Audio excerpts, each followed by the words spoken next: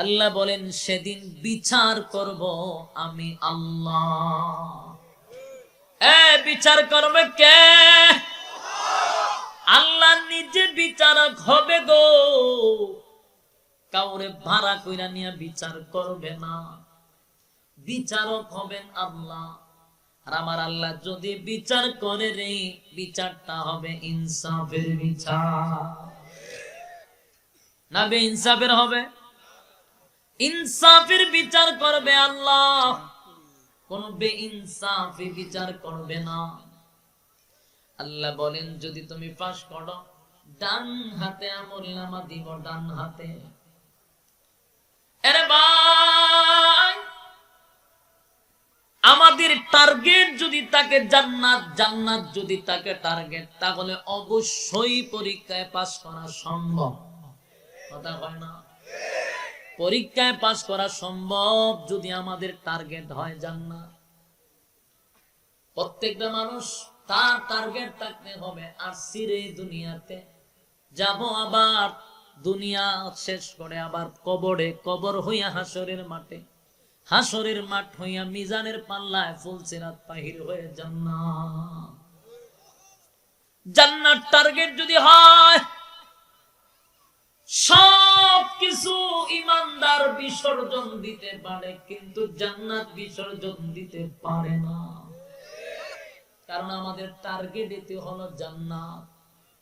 এইখানে কি চিরস্থায়ী আসছি? কথা হয় না? দুনিয়ায় থাকার জায়গা, এখানে থাকবার জন্য আসছেন? কেউ থাকতে পারছে? বড় বড় ক্ষমতাশীলরা থাকতে পারছে?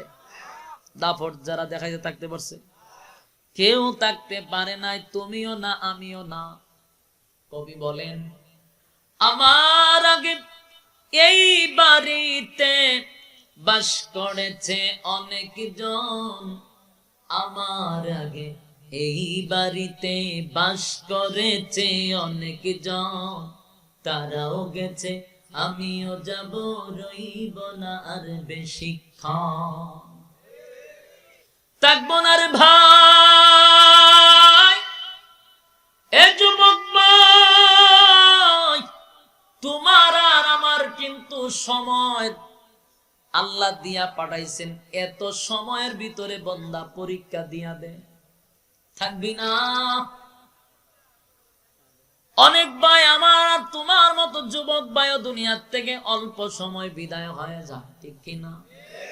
তার সময় যতটুক সে বাঁচবে ততটুক, কিন্তু আমরা এখনো সিগন্যাল পাওয়ার পরও সতর্ক হই না। আরে তোমার চুলগুলি কসকসে কালো ছিল কিন্তু সাদা হয়ে যাচ্ছে, তুমি বুঝো না কেন? তোমার সিগন্যাল। তোমার চামড়া ডিল হয়ে যাচ্ছে, তুমি কেন বুঝো না? সিগন্যাল। চোখের জ্যোতি কমে যায়, বুঝো না কেন? সিগন্যাল।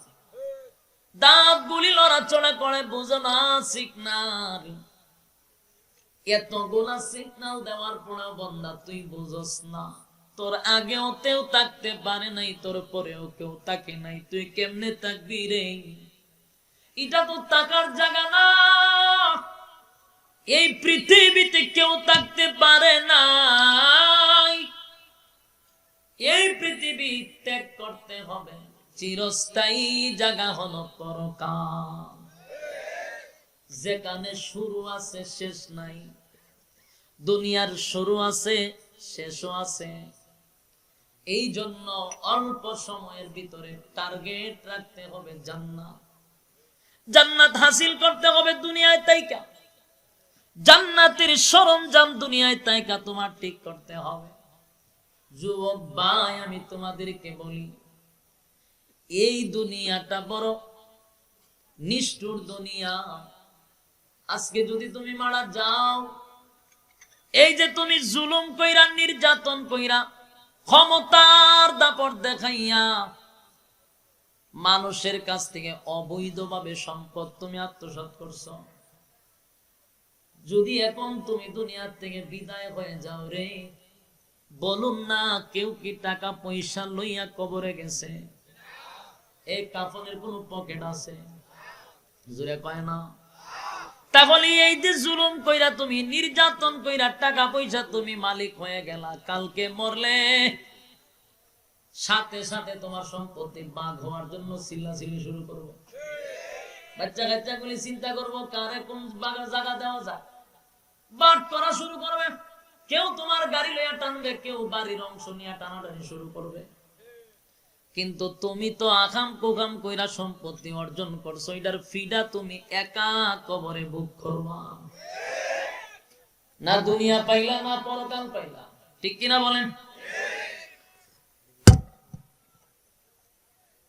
তোমার পরিশ্রমের সম্পদ ভোগ করবে অন্যরা, আর তুমি একা মায়ের খাইবা খবরে।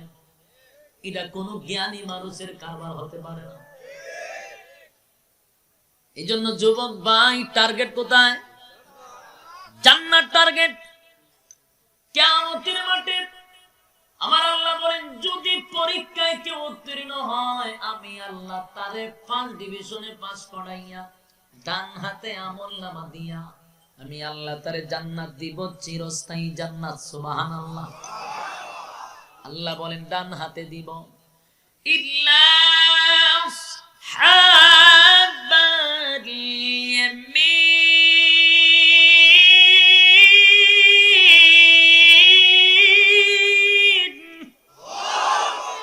আল্লাহ বলেন আসহাবে ইয়ামিনদেরকে আমি ফলাফল ডান হাতে দিব। সুবহান।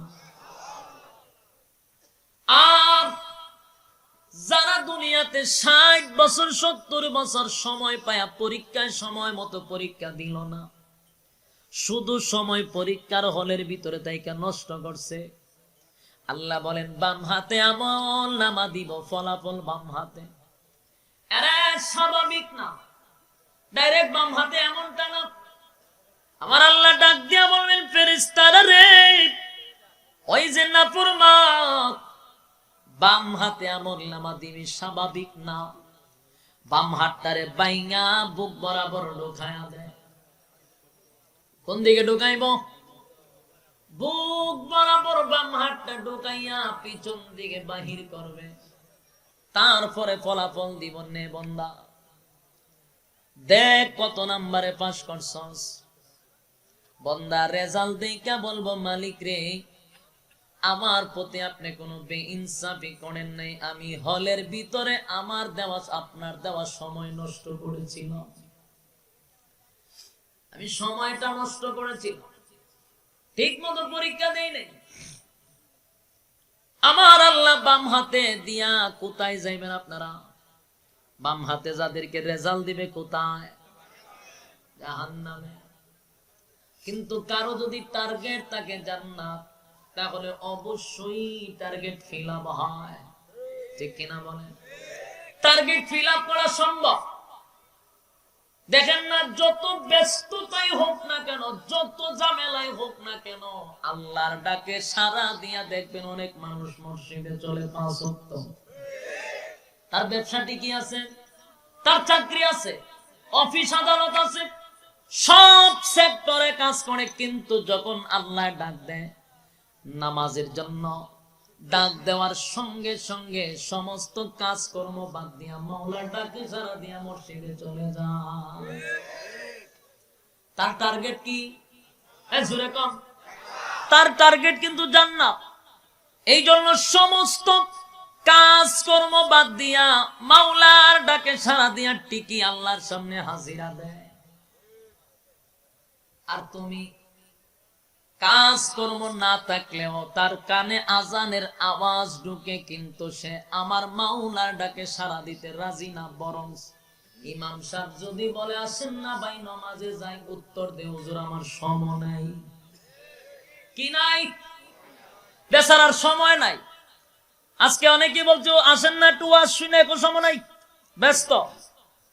এ যুবক ভাই, আমি আপনাদের কাছে বলতে চাই, যেই লোকটা বলল সময় নাই, সময় নাই, সময় নাই, আমি আপনার বিবেকের কাছে প্রশ্ন করি, তার বউ বাচ্চা আসেনি, ব্যবসা বাণিজ্য আসেনি, চাকরি নকরি আসেনি? তাহলে তুমি বললা সময় নাই, তুমি তো জি বাংলা স্টার জলসায় সময় দেওয়ার সুযোগ আছে, তোমার বিপিএল আইপিএল খেলা দেখার সময় আছে, তোমার ব্যবসা বাণিজ্য করার সময় আছে, স্ত্রী পুত্ররে দেওয়ার সময় আছে, বন্ধু বান্ধবের আড্ডায় সময় আছে, শুধু সময় নাই রে আমার আল্লাহর বেলা। আমার আল্লাহ ডাক দিয়া বলে, বান্দা রে,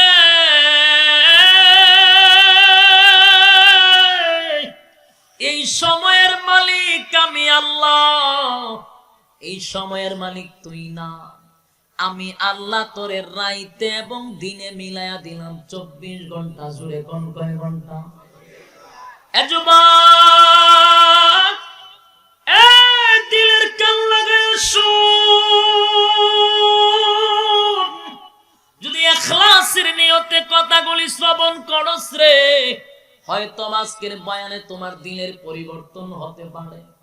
একটা কথাও আমি বানায়া কোনো গিচ্ছা কাহিনী বলার জন্য এখানে আপনারা আনেন নাই, আর আমি কোথাও কোনো গিচ্ছা কাহিনী বলি না। আমার ওয়াজের বয়স 5-6 বছর।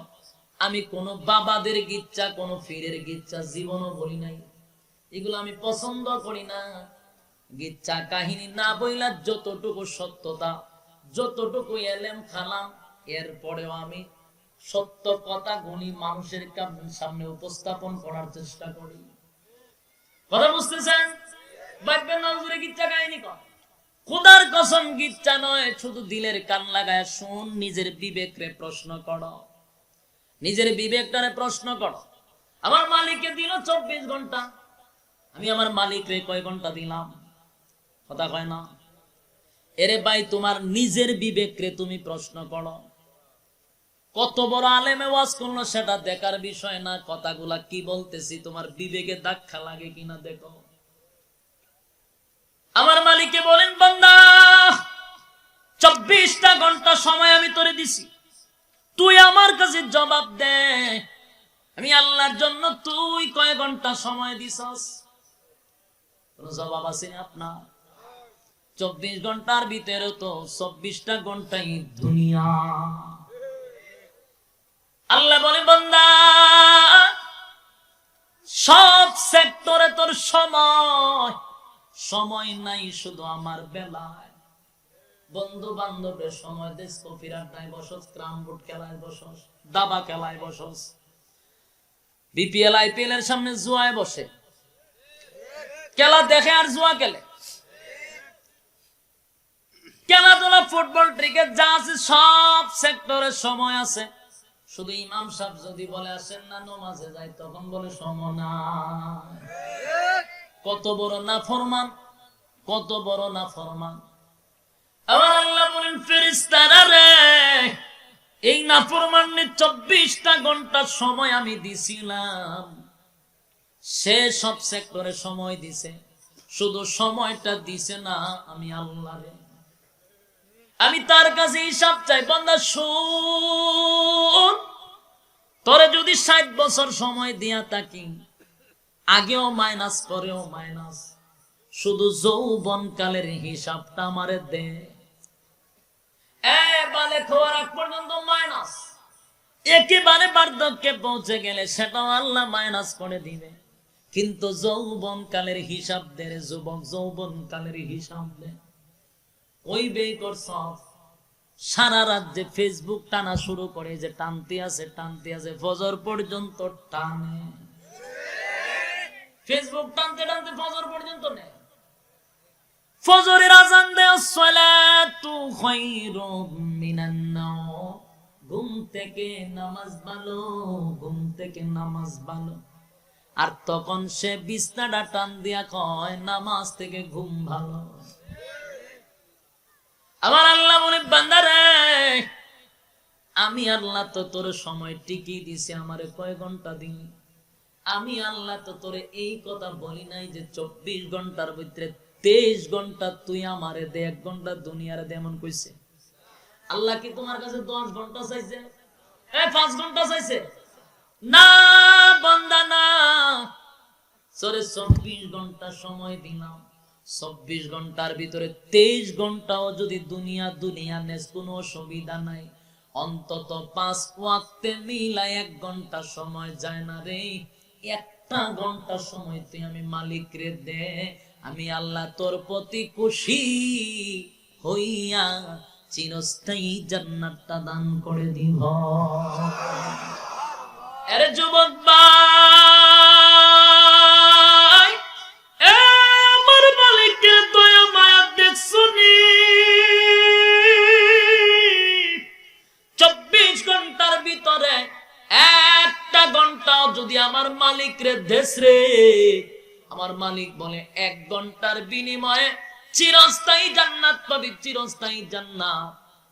কিন্তু আমরা 1 ঘন্টাও সময় দিই না, কারণ আমাদের টার্গেট তো জান্নাত না।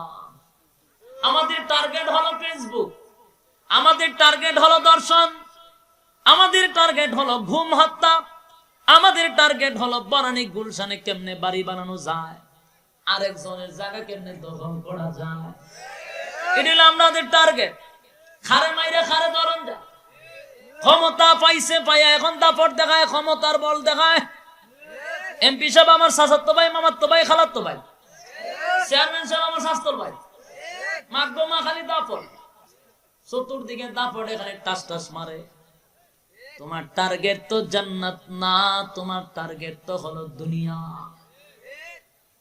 আরে ভাই, জান্নাতটা কি এত সহজ? কথা হয় না। তুমি যে চিরস্থায়ী জান্নাত পাইবা, এটা কি মনে করছে একেবারে সহজ? এত সহজ না, এটা তোমার মামুর বাড়ি না যে সহজে জান্নাত পাইবা।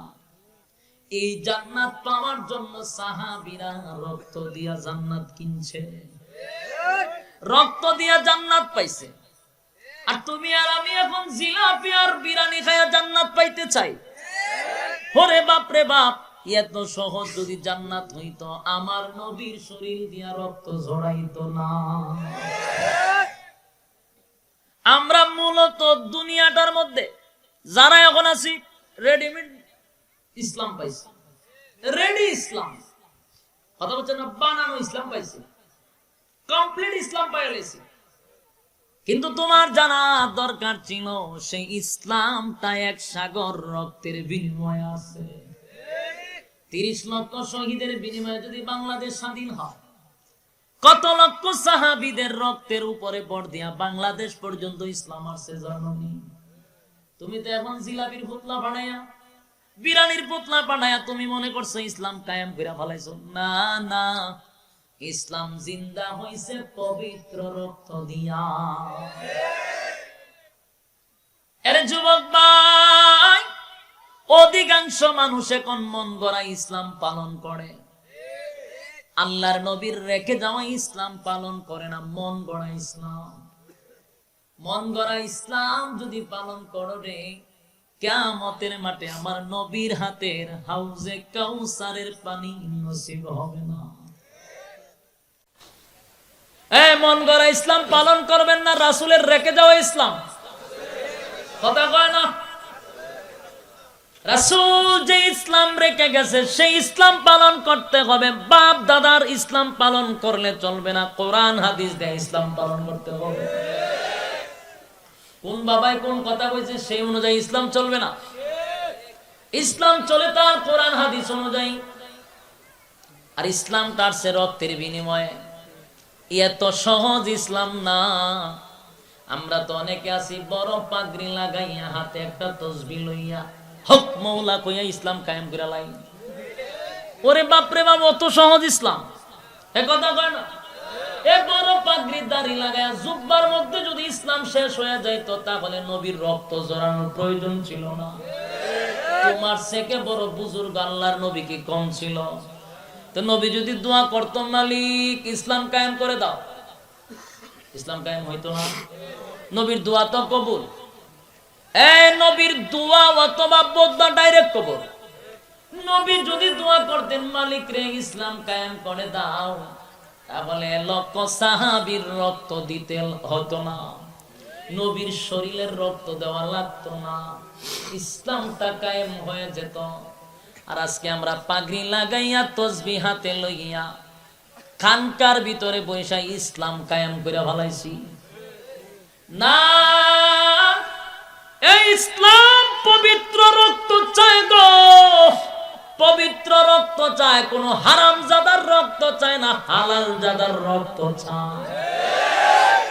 ইসলাম নামক একটা বৃক্ষ আছে, সেই বৃক্ষের গোড়ায় আমার নবী রক্ত ডাইলা গেছে, সাহাবীরা সেই বৃক্ষের নিচে রক্ত ডালছে।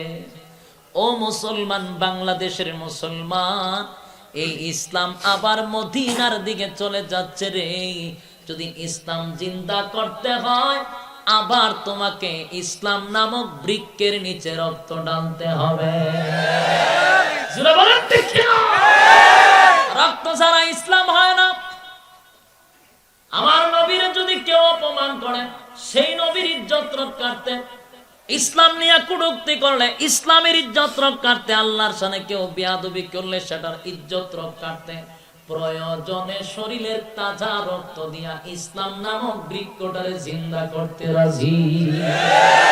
ঠিক কিনা বলেন? সুফিগিরি দেখায় না, দরবেশ সাজ্জা না। দরবেশগিরি ইসলাম পছন্দ করে না। হ্যাঁ, দরবেশ ঠিক আছে, খানকায় পীর যদি হও, ময়দানে যদি বীরের মতো লড়াই করতে পারো তুমি, ঠিক আছে। আর শুধু খানকার ভিতরে বইরা জিকির করবা, তোমার কলব জারি করবা, এমন বন্ডামতি ইসলাম পছন্দ করে না। এই তোমরা কি ইসলামের ইতিহাস পড়ো নাই? যদি এরকম ভাবে ইসলাম কায়েম হতো, আল্লাহর পয়গম্বর 27টা যুদ্ধে তরবারি লইয়া অংশগ্রহণ করত না। নবী 27টা যুদ্ধে অংশগ্রহণ করছে তরবারি লইয়া। কি খানকার ভিতরে বইয়া খালি ডিম ভাঙছে, আল্লাহ মুরুক বকরি, হ্যাঁ? আমরা কোন খানকার ভিতরে গরু ছাগলকে ঢুকে, আর আমাদের ইসলাম কায়েম হয়?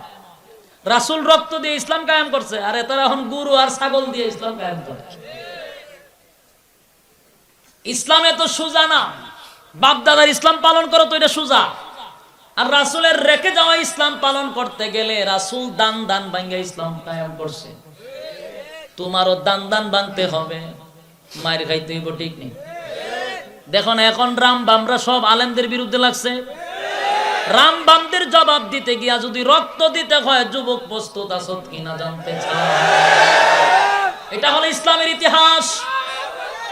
ইসলামের ইতিহাস হলো, ইসলামের ইতিহাস হলো, ইসলামের ইতিহাস হলো মুসলমানরা আগে আক্রমণ করে না।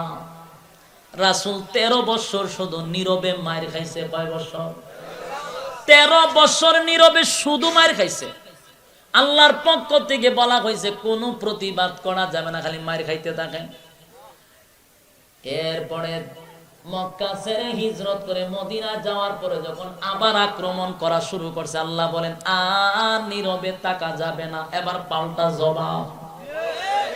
এবার সাইজ করার সময় ইচ্ছা মতে সাইজ শুরু হয়েছে, সব রাম বাম শেষ, ইসলাম কায়েম হয়েছে। বারবার উলামায়ে কেরামদেরকে কটাক্ষ করে কথা বলবা, আঘাত করবা, মারবা, রক্ত ঝরাইবা, যেদিন দেওয়ালে ফিট লাগবে সেদিন যার যা কিছু আছে সব নিয়ে রাম ভামদের উপরে ঝাঁপিয়ে পড়বে ইনশাআল্লাহ। সেদিন কালেমার পতাকা আবার বাংলাদেশে উত্তীর্ণ হবে, ঠিক কিনা বলেন? সময় আয় পড়ছে, বেশি বাকি না, শুধু অপেক্ষায় থাকো, অপেক্ষায়। ইসলামের উপরে বারবার যদি আঘাত দেওয়া হয়, মুসলমান এটা বরদাস্ত করে না। কারণ আমার সবচেয়ে বড় পরিচয় হলো আমি মুসলমান। কে কোন দল পরিচয় পরে, আগে আমার পরিচয় কি? মুসলমান। মুসলমান হিসাবে যদি আমার আল্লাহ এবং রাসূলকে নিয়ে কেউ কটাক্ষ করে কথা বলে, আলেম ওলামার বিরুদ্ধে যদি কেউ কথা বলে, আমরা ঘরে বসে থাকতে পারি না। হয় রক্ত দিব, ইসলাম বিজয়ী হবে, ঠিক কিনা বলেন? এর যুবক ভাই, যদি তাকে টার্গেট জান্নাত, যদি তাকে টার্গেট জান্নাত, সাহাবীদের টার্গেট ছিল জান্নাত, তাই তো দুনিয়ার জমিনে তারা জান্নাতের সার্টিফিকেট পাইছে। সুবহানাল্লাহ। আরে জান্নাতের টার্গেট ছিল গো, তাই তো দুনিয়াতে জান্নাতের গ্রান পাইছে, জান্নাতের সার্টিফিকেট দুনিয়াত পাইছে। সুবহানাল্লাহ। আরে যুবক ভাই, সাহাবীদের টার্গেট ছিল জান্নাত, জান্নাত ছিল টার্গেট। নির্যাতন সহ্য করেছে কিন্তু ঈমান ছাড়ে নাই, ঈমান ছাড়ে নাই। কত নির্যাতন, কত নির্যাতন, এরপর ঈমান ছাড়ে নাই। 13টা বছর নির্যাতন করছে, জবাব দেয় নাই। প্রত্যেকের টার্গেট ছিল কোথায়? জোরে বলেন কোথায়? সহ্য করেছে, এত নির্যাতনের স্টিম রোলার চাপায়া দিছে, যেখানে পায় সেখানে সাহাবীদেরকে নির্যাতন করে, যেখানে পায় সেখানে মারে। আল্লাহর নবীর কাছে গিয়া বলে, নবী গো, চতুর্দিকে খালি আমাদেরকে নির্যাতন করে, সহ্য করতে পারি না গো নবী, আল্লাহর কাছে দোয়া করেন না যেন আসমান থেকে কোনো ফয়সালা করে। আল্লাহর নবী বলেন, সাহাবীরা রে, আসমানের ফয়সালা হওয়ার আগে আগে যদি দুনিয়া থেকে বিদায় হতে পারস, ঈমান লইয়া যদি শাহাদাত বরণ করতে পারস, ওয়াদা দিলাম জান্নাত তোদের জন্য ওয়াজিব। আরে ভাই, সাহাবায়ে কেরাম বলেন, নবী গো,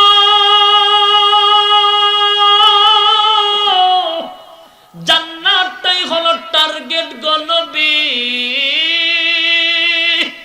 জান্নাত পাওয়ার জন্য যদি শরীরটাকে বেঈমানের হাতে বিসর্জন দিতে হয়, জীবন বিসর্জন দিতে হয়, সব দিব, কিন্তু জান্নাত আমাদের টার্গেট। এর যুবক, জান্নাত টার্গেট ছিল। দেখেন সাহাবায়ে কেরাম এমনি এমনি জান্নাত পায় নাই, তোমার আমার মতো না, তোমার আমার মতো না, জান্নাতের আশায় সবকিছু বিসর্জন দেয়। একজন সাহাবী, তার নাম হলো হুযায়ফা রাদিয়াল্লাহু তাআলা আনহু। এ যুবক ভাই, দিলের কান লাগায় শুন, জান্নাতের জন্য কি কি ত্যাগ করতেছিল সাহাবায়ে কেরাম, তুমি কি করো? দিলের কান লাগায় শুনেন। একজন সাহাবীর নাম হলো হুযায়ফা রাদিয়াল্লাহু তাআলা আনহু। আল্লাহর নবী, একজন সাহাবী, বয়স মাত্র 18 থেকে 20 বছর হবে।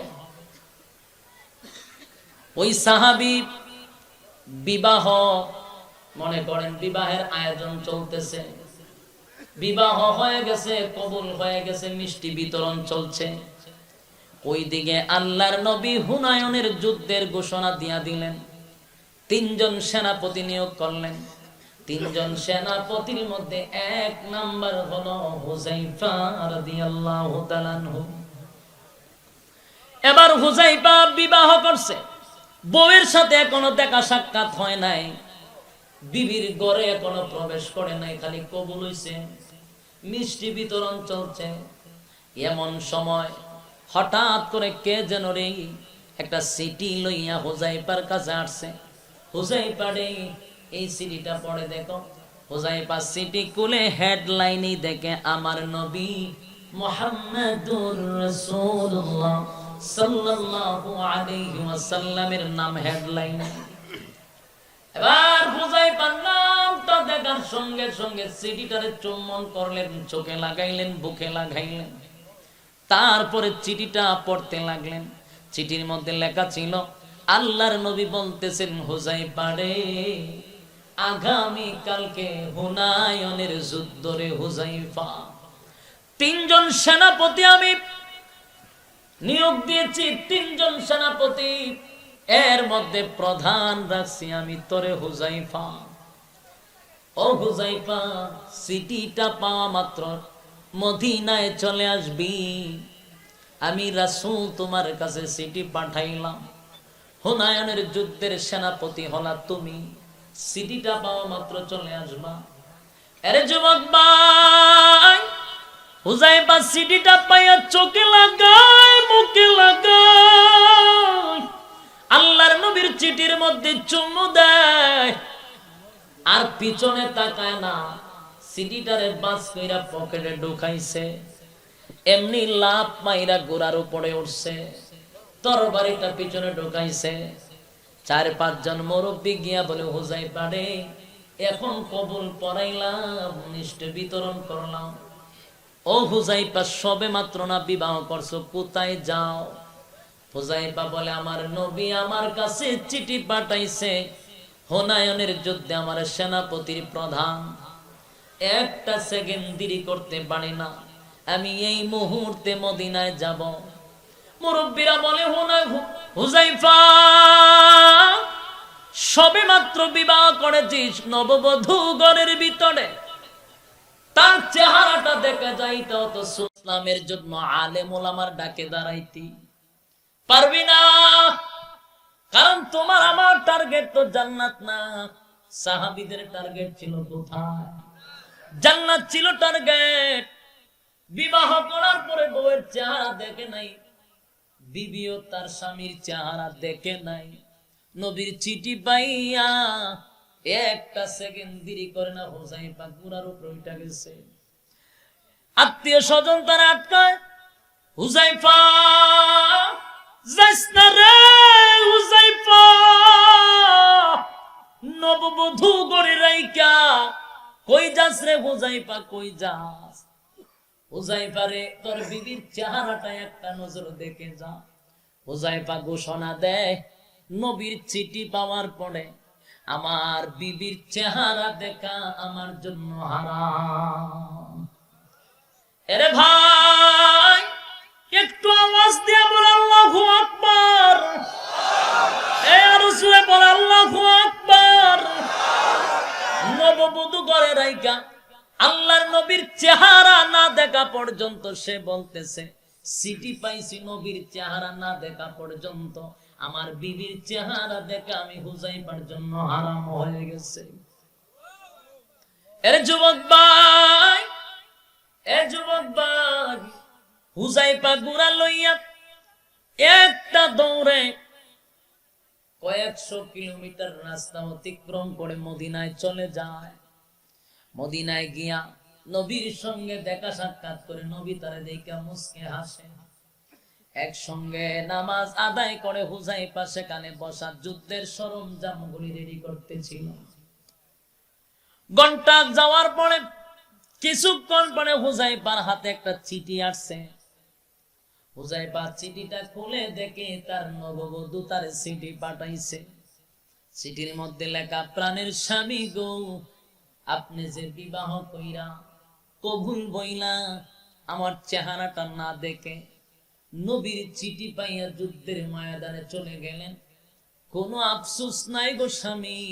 আল্লাহর নবীর ডাকে সাড়া দিয়া যুদ্ধের ময়দানে গেছেন, আমার কোনো আফসোস নাই, কিন্তু দুঃখ লাগলো একটা নজর যদি আপনাকে দেখতে পারতাম আমার কোনো আফসোস ছিল না। আরে প্রাণের স্বামী, আপনার কাছে আমার আবদার, একটু আসেন না, আমি শুধু আপনার চেহারাটা দেখব। আপনার চেহারাটা একটা নজর দেখার পরে আপনি চলে যাবেন, কারণ কিয়ামতের মাঠে যেন আপনি যে আমার স্বামী আমি যেন চিনতে পারি, তাই দুনিয়াতে আপনাকে একটা নজর দেখতে চাই। আসেন না গো স্বামী, আমি আপনাকে আটকাবো না, শুধু আপনার চেহারাটা দেখে আমি আপনাকে বিদায় দিয়া দিব। হুযায়ফা চিঠিটা পড়ে রাইখা দিলেন, কোনো কথা বললেন না। আবার কিছুক্ষণ পরে দেখে আবার একটা চিঠি আসছে। ওই চিঠিটা খুলে দেখে নববধূ আবার চিঠি পাঠাইছে, প্রাণের স্বামী গো, আসেন না গো স্বামী, একটা নজর আপনার দেখতে চাই। ওগো স্বামী, বিবাহ হইয়া গেল গো, কিন্তু আপনার চেহারাটা একটা নজর দেখতে পারলাম না। আমার বড় আফসোস থাকবো, হাসরের মাঠে আমি আপনাকে চিনবো কেমনে। হুযায়ফা চিঠি আরেকটা লেখা বলল, বিবিরে আমার হাতে সময় নাই, যুদ্ধের ময়দানে যেতে হবে। এইভাবে কতক্ষণ পরে রাসূলের কাছে হুযায়ফা বইসা কথা বলে, এমন সময় আরেকটা চিঠি আসছে। আল্লাহর নবী খেয়াল করলেন, আর ডাক দিয়া বলেন, হুযায়ফা, এ বারবার কে তোমার চিঠি পাঠায় রে, কে তোমার ডিস্টার্ব করে গো? হুযায়ফা বলে, নবী গো, ওগো আল্লাহর পয়গম্বর, কত ভালোবাসি আপনারে, শুধু জান্নাত আমাদের টার্গেট গো নবী। চিঠি পাঠাইছে হুনায়নের যুদ্ধে আমি সেনাপতি, নবী গো, যখন চিঠিটা পাঠাইছেন সবে মাত্র বিবাহের কবুল আমি বলেছি। আগা নবীজি, বিবাহ হয়ে গেছে, কিন্তু বিবির চেহারাটা এখন পর্যন্ত দেখি নাই। বিবিও আমারে দেখে নাই, তাই বারবার চিঠি দেয় আমার বিবি নাকি একটা নজর আমারে দেখবে, কিয়ামতের মাঠে যেন আমারে দেখা চিনতে পারে। এই জন্য বারবার চিঠি দেয়। আমি উত্তর দিয়ে বলেছি সময় নাই। আল্লাহর নবী বলেন, হুযায়ফা ওয়াদা দিলাম রে হুযায়ফা, যা দৌড়াইয়া তোর বিবির সঙ্গে দেখা করে আয়, আমি হুনায়নের যুদ্ধে যাওয়ার সময় রাস্তায় তোর জন্য অপেক্ষা করব। আরে ভাই, আল্লাহর নবীর অর্ডার পাইয়া হুযায়ফা জঙ্গি একটা ঘোড়া লইয়া দ্রুত গতিতে দৌড়াইতে দৌড়াইতে চলে গেলেন বিবির বাড়িতে।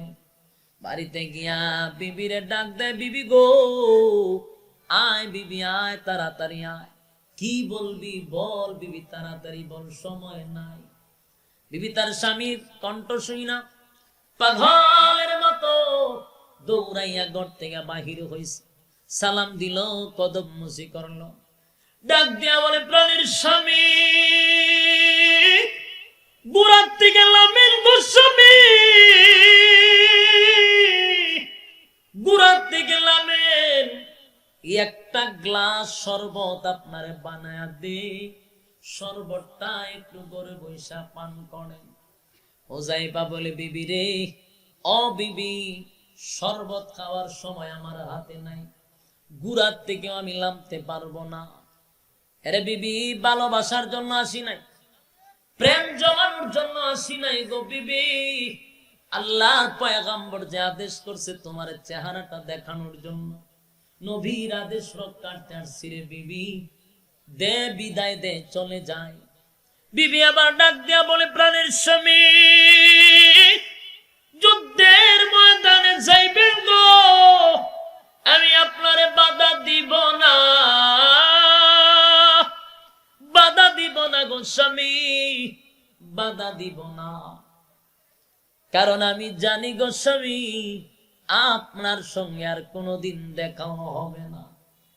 কারণ যেই যুদ্ধে আল্লাহর নবী 3 জন সেনাপতি রাখছে, স্পষ্ট 2 জন শাহাদাত বরণ করবে, একজন বেঁচে থাকবে, আর সেনাপতির মধ্যে প্রধান হলেন আপনি, 3 জনের মধ্যে আপনি হলেন প্রধান, তাই সর্বপ্রথম শহীদ যে আপনি হবেন সেটাও আমি জানি।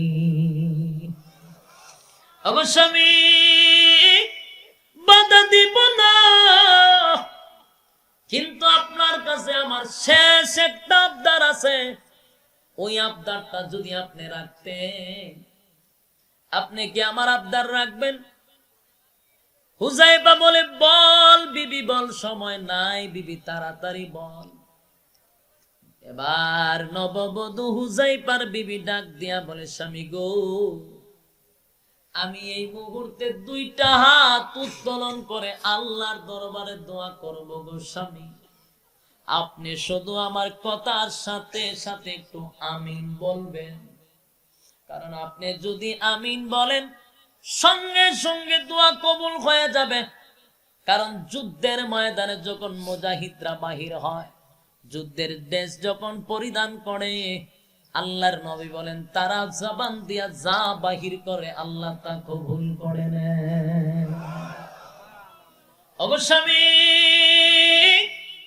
আপনার দোয়া যে কবুল, তাই আপনি শুধু আমার দোয়ার পাকে পাকে আমিন বলবেন, ওয়াদা দেন। হুযায়ফা ডাক দিয়া বলে, বিবি রে, দোয়া কর, আমার প্রয়োজন হইলে আমি আমিন বলে নিব, শর্ত লাগায়া দিছে, সূরা কোন সুবহান, শর্ত লাগায়া দিছে। এবার বিবি 2টা হাত তুলে বলে, মালিক,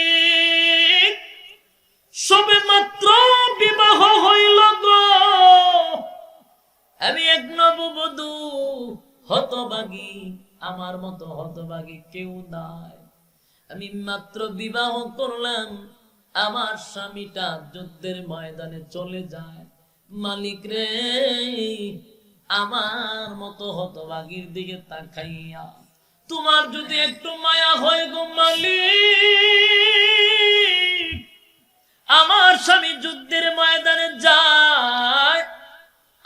স্বামীটারে যুদ্ধে বিজয়ী করে গাজী বানাইয়া আমার কাছে ফিরাইয়া দিও। আরে মালিক আমার দিকে তাকাইয়া আমার স্বামীটারে যুদ্ধে বিজয়ী করে গাজী বানাইয়া জীবিত আমার কাছে ফিরাইয়া দিও। যেই মাত্রই দোয়া করছে হুযায়ফা তরবারিটা বাহির করে, তরবারির উল্টা দিকে বিবির হাতের মধ্যে বাড়ি দিয়া বলে, বিবি রে কসম খোদার, এমন দোয়া করবি যদি জানতাম বহু দূর থেকে তোরে দেখতে আমি আসতাম না। আরে বিবি এমন দোয়া করিস না রে বিবি। সেনাপতি ৩ জন, যেই যুদ্ধে ৩ জন সেনাপতি থাকে, 2 জন শহীদ হয়, 1 জন বেঁচে থাকে। 2 জনের মধ্যে সর্বপ্রথম আমি দুনিয়ার থেকে বিদায় হয়ে যাব। বিবি এর মধ্যে কোনো সন্দেহ নাই, দে বিবি বিদায় দে, আর কোনদিন তোর সঙ্গে দেখা হবে না, এই জীবনের শেষ দেখা গো বিবি, আর কোনদিন তোমার সঙ্গে দুনিয়ায় দেখা হবে না। দেখা হবে হাসরের মাঠে, দেখা হবে হাসরের মাঠে। দেও বিবি বিদায় দাও, আর সময় নষ্ট কইরো না। বিবি গো আমি যখন শহীদ হয়ে যাব যুদ্ধের ময়দান গো বিবি, আমি যখন শহীদ হয়ে যাব, এ বিবি আমার লাশটা মন বইরা দেখিস রে বিবি, মন বইরা লাশটা দেখবি। এখন আমার বিদায় দে, আমার নবী যুদ্ধের ময়দানে দাঁড়িয়ে আছে। আরে যুবক ভাই, তুমি আর আমি কি পারবো? আমার আর তোমার দ্বারা সম্ভব না। তাদের টার্গেট ছিল জান্নাত, জান্নাত, সবকিছু বিসর্জন দেয় জান্নাত পাওয়ার জন্য। হুযায়ফা বিবির হাতে বিদায় লইয়া আর বিবির দিকে দ্বিতীয়বার তাকায় না। যদি মায়া লেগে যায়, যদি ভালোবাসা জন্মায়, তাহলে কিয়ামতের ময়দানে আশিক রাসূল হইয়া দাঁড়াতে পারবে না।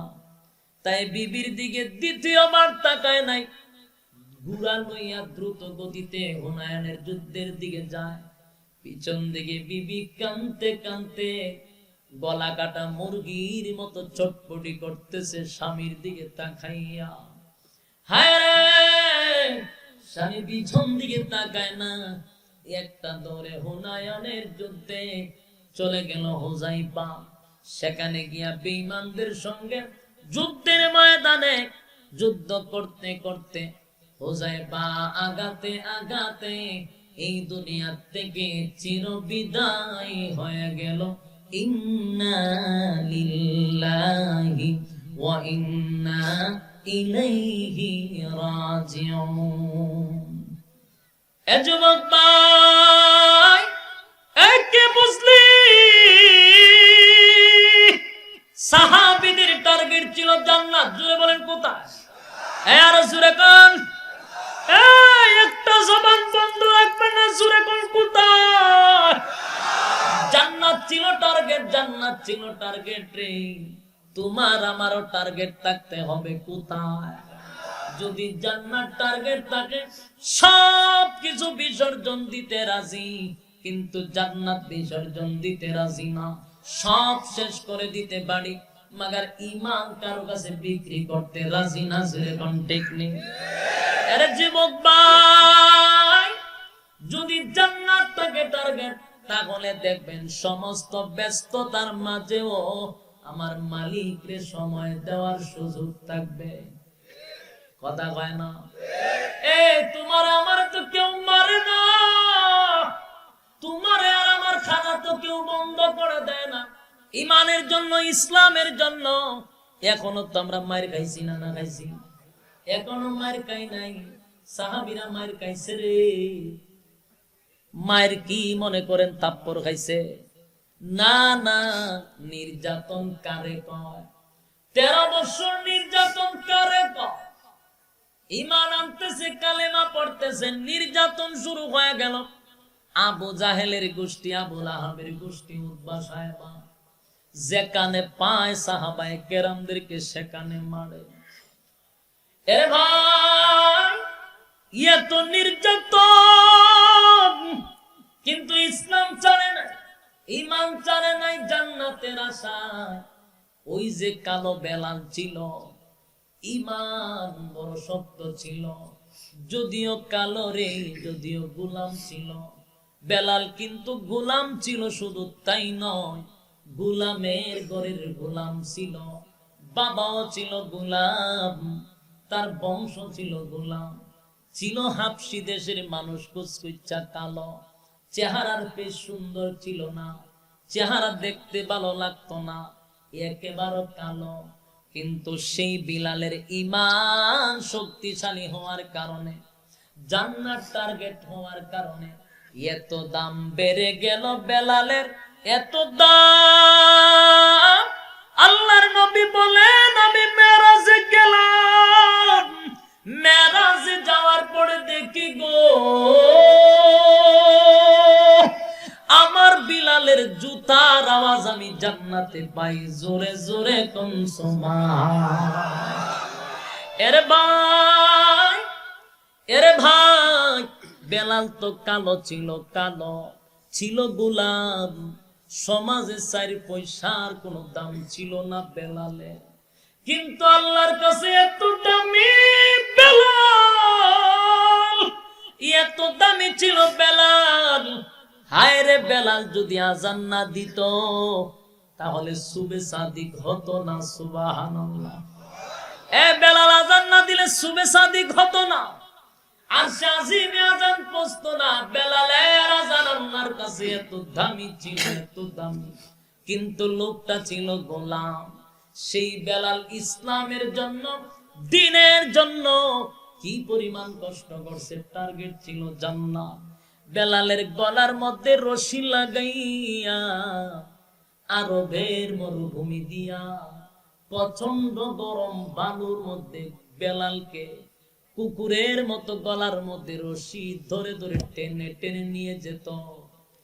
এর গরম বালুর ভিতরে পিছনে টুসা উঠে যেত। বেলাল জুড়ে জুড়ে আহা আহা বলে ডাক দিত, আল্লাহ আল্লাহ বলে ডাক দিত রে। আল্লাহ বলার কারণে বেঈমানরা আরো বেশি নির্যাতন করত বেলালে। বেলাল আল্লাহ বলে, বেঈমানরা নির্যাতন করতে করতে এক পর্যায়ে বেলালের জিহ্বার মধ্যে পেরাক মেরে দিছে। অপরাধ ছিল আল্লাহ বলার কারণে, নবীরে ভালোবাসার কারণে, ঈমানকে জিন্দা করার কারণে। জান্নাত ছিল তাদের টার্গেট, এই কারণে বেলালদের নির্যাতন করত। কালো বিলাল নির্যাতনের কারণে লাল হয়ে যেত। এরা কালো বেলাল লাল হয়ে যেত। এত নির্যাতন বেলাল দে করত। বেলাল কালেমা চারে নাই গো, কালেমা চারে নাই। জবান দিয়ে কালেমার আওয়াজ বন্ধ হয় না। বেঈমানরা মারতো আর বলতো, কালেমাটা ছেড়ে দে, বিলাল তোরে ছেড়ে দিব। বিলাল বলে, জীবন ধ্বংস হয়ে যাক, জীবন শেষ হয়ে যাক, এই কালেমা জবান থেকে সরাবো না। টার্গেট হলো জান্নাত। জোরে বলেন, টার্গেট কি? টার্গেট হলো জান্নাত। জান্নাত হলো টার্গেট। তোমার আমার টার্গেট কি? ফেসবুক? কথা কয় না। এ যুবক, টার্গেট হতে হবে জান্নাত। যদি টার্গেট জান্নাত হয়, পরীক্ষার হলে পরীক্ষায়ও পাস করব। পরীক্ষায় যদি পাস করি, রেজাল্ট আল্লাহ ডান হাতে দিব। রেজাল্ট ডান হাতে দিলে ফুলসিরাত মিজান সহজ হয়ে যাবে। দৌড়াইয়া চিরস্থায়ী জান্নাত। জান্নাতের ভিতরে প্রবেশ করবেন আমার আল্লাহ বলেন চিরস্থায়ী। জান্নাতের ভিতরে ঢোকার পর আল্লাহ ঘোষণা দিবে, বান্দারে আর মরবি না, আর মরবি না, আর মরবি না। আমি আল্লাহ আর কোনদিন তোরে মরণ দিব না। সুবহানাল্লাহ। জান্নাতে 1 নাম্বার হলো মরণ নাই। সুবহানাল্লাহ। মরণ নাই, মরণ নাই। এরপরে জান্নাতে ঢোকার পরে আমার আল্লাহ বলেন, পরীক্ষায় যেহেতু ফার্স্ট ডিভিশনে পাস করছ, আরেকটা নিয়ামত তোরে না চাইতে দিলাম, সেটা হলো জান্নাতের ভিতরে আর কোনদিন বৃদ্ধ হবি না। সুবহানাল্লাহ, বাড়ি গিয়া বলবেন বৃদ্ধ হবেন না। 30 বছরের যুবক, বয়স বাড়বেও না কমবেও না, টাটকা যুবক। আমার আল্লাহ বলে চামড়া ঢিল হবে না, চোখের জ্যোতি কমবে না, চুল আর সাদা হবে না, যেমন ছিলেন তেমন থাকবেন, বাড়বেও না, বয়স কমবেও না। সুবহান। এক একটা মানুষ হবে লম্বা 60 হাত। সুবহানাল্লাহ, 60 হাত লম্বা হবে। আমার আল্লাহ বলেন প্রত্যেকটা যুবকের চেহারা থাকবে ইউসুফ আলাইহিস সালাতু ওয়াস সালামের মতো। পৃথিবীর অর্ধেক সুন্দর ইউসুফ নবীরে দিছিল, সেই চেহারা জান্নাতে থাকবে। আমার আল্লাহ বলেন নিম্ন স্তরের জান্নাতীকে এই পৃথিবীর 10টা পৃথিবীর সমান জান্নাত দিব। গাড়ি আছে, বাড়ি আছে, সব আছে, বডি বালা, সব বালা। এখন দরকার কি? বউয়ের দরকার। জোরে কোন ঠিক নেই। এখন দরকার কি? বউ।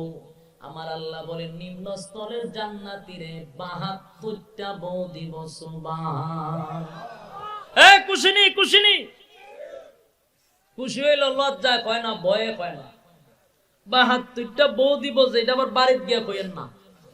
এখানে শুনে যান, বাড়িতে গিয়া সাবধানী সব ব্যাপারে। বাড়িতে গিয়া পার্সোনাল বিষয় তো কারো কাছে শেয়ার করতে নাই। যদি বউর কাছে গিয়ে এখন জান্নাতে 72টা বউ দিব, তাহলে আজকে রাত্রে গরু না অজাগা পাইতে পারেন।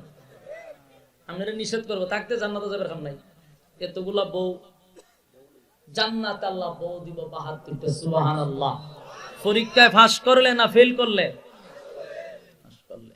আমাদের টার্গেট হলো জান্নাত। আপনারা যে বিরক্ত লাগতেছে আমি ঠিকই বুঝতে পারছি, এই জন্য আমিও আরো কিছু টানলাম হইলে, কিন্তু আপনারা যে উডাউডির বাপ বুঝতে পারছি, ব্যস্ত মানুষ তো আমার থেকে বেশি, তাই এখানে ইতি টানলাম।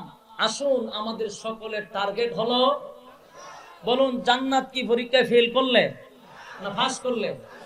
পরীক্ষা দেওয়ার জায়গা কোথায়? দুনিয়ায়। আছেন কোথায়? পরীক্ষার হলের ভিতরে। পরীক্ষার হলের ভিতরে টাইকা সঠিক মাত্র সময় হলো 60 থেকে 70 বছর। এর ভিতরে পরীক্ষায় উত্তীর্ণ হতে হবে, ঠিক কিনা? হয় জান্নাত আর না হয় জাহান্নাম। আল্লাহ রাব্বুল আলামিন আমাদেরকে সবাইকে বোঝার তৌফিক দান করুন, সকলে বলে আমিন। সম্মানিত সুধী, বসেন, বসেন। দোয়া হবে না? শেষ বেলা যার সব ভালো তার। বসেন। কারা কারা জান্নাতে যেতে চান হাত তুলেন। হাত নামাইবেন না, সবাই চান। সত্য না মিথ্যা? মন থেকে কিন্তু হাত তুলছেন না? সবাই জান্নাতে যেতে চান? তাহলে হাতটা পকেটে ঢুকান। দোকান পকেটে দিকে কাটা কাটা জান্নাতে যাইতে চান। এই যার পকেটে যা আছে জান্নাত পাওয়ার উদ্দেশ্যে টাকাটি মাদ্রাসা দিয়ে যান। মাদ্রাসা হলো নবীর ঘর। কার ঘর? নবীর ঘর। দেন, রুমাল লয়ে যান। যদি পকেটে 5 টাকা থাকে আর এটা না দেও, টার্গেট কিন্তু জান্নাত না। ওয়াদা করছেন। এমন এখানে পরীক্ষা চলতেছে, আপনার পরীক্ষা চলতেছে। ভাই করেন উড়েন না, মাদ্রাসা পোলাবান কো না মিলাম তা এতারা চিন্তা হুজুর জন কইছে হুজুর লাইমা তুইলা লাগবে। পোলাবান কই? পোলাবান কই?